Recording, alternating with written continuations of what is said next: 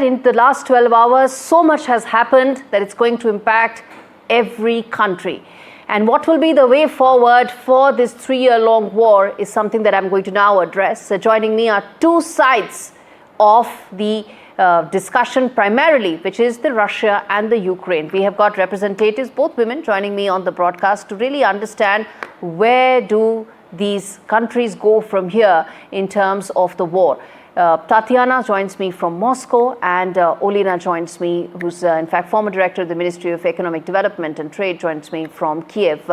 As I said, ladies, so much has happened, but what is very clear right now is that there is no deal on the table. Forget the minerals deal, there is no peace deal, there is no ceasefire. And in fact, going by some reports, it almost looks like that unless now Zelenskyy makes way for the next leader to come in, his successor, maybe things won't move. At least that's what the Trump administration may be looking at when they said that they want an apology. Olena, let me start by you. What is the mood right now in Ukraine? What are they saying? And what are ordinary people saying about their president and that face-off?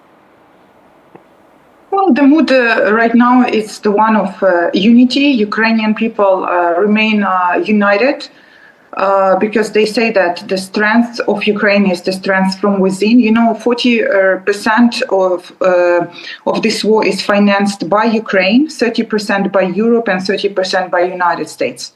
So Ukrainians feel that they need to rely on themselves. That's number one. Number two, of course, this is a negative event that happened in Washington, and we did not want things to go this way. And we would want to, sign the deal and to convince Trump that actually it's impossible to achieve what he wants. And he already sees that it's impossible to achieve the ceasefire, the peace. He already spoke about it. We just don't want him to look for a scapegoat for this failure and decide that Ukrainian president is a scapegoat.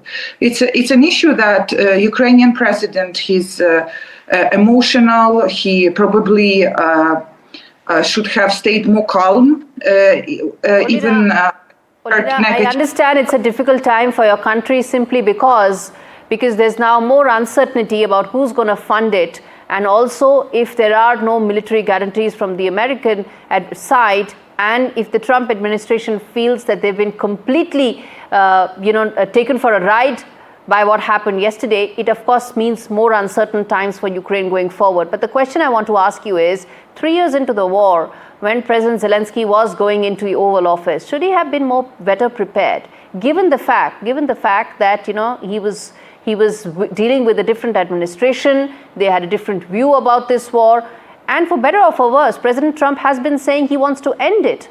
Do you think President Zelenskyy should have been better prepared? I, of course, think that he could have been better prepared for this meeting. However, what I also think, and I tell you that Ukrainian people also think that, is that there are some comments that were made in the Oval Office that disrespected Ukrainian people when there were some untruths said about this war by J.D. Vance when he said that he has not been to Ukraine, but he's watching some stories apparently on Instagram. This stuff also was heard, and this is why people sort of understand why Zelenskyy was reacting this way. Of course, he's a politician. He needs to keep calm.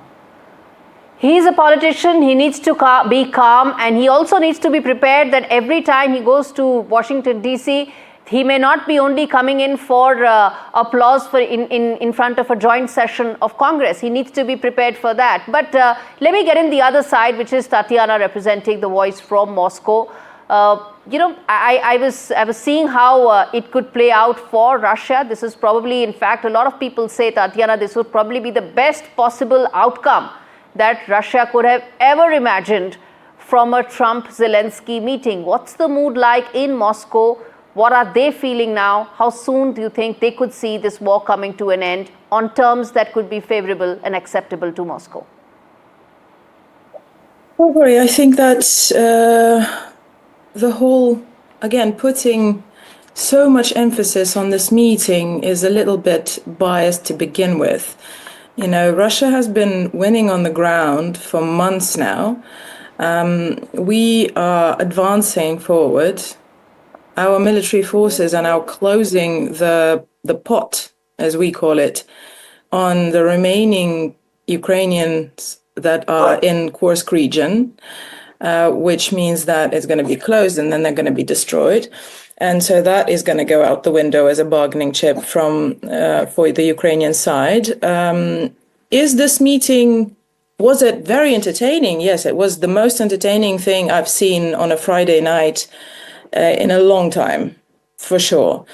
Will this actually make any communication? And I think that impersonal meeting between President Trump and President Putin, that meeting face-to-face has gotten that much closer because of what happened yesterday, because Volodymyr Zelenskyy came in there with this sense of entitlement, not understanding that he is dealing with a very different administration, an administration that doesn't want to pay American dollars for some very poor geopolitics that Ukraine was dragged into back in 2014 even. But I don't believe that, we can put all of the emphasis on this meeting. It's just unfair. This war is going to end, at least on the Moscow side, is going to end on Moscow's terms. There's no other way. There simply isn't. We have been looking at what's going on the ground for 3 years. I've heard all of it, and I've heard the majority of it right here on Ukrainian TV channels from Ukrainian on Indian TV channels from Ukrainian representatives who are saying, we are going to stay strong. We're going to crush you, and that they keep losing land. Yes. And one other thing that we need to make very clear, Olena's, it's the third time I've heard her say that the US aid is not that significant. It is just simply misleading the audience. The US spent slightly less than the EU, but the EU is not one country. It is 27 countries. Exactly. That's an important point you've made. Yes, there are 27 countries together, and there is US on one side. Thank you so much, both Tatiana and Olena. I have to end this, but it's important to get both sides of this argument.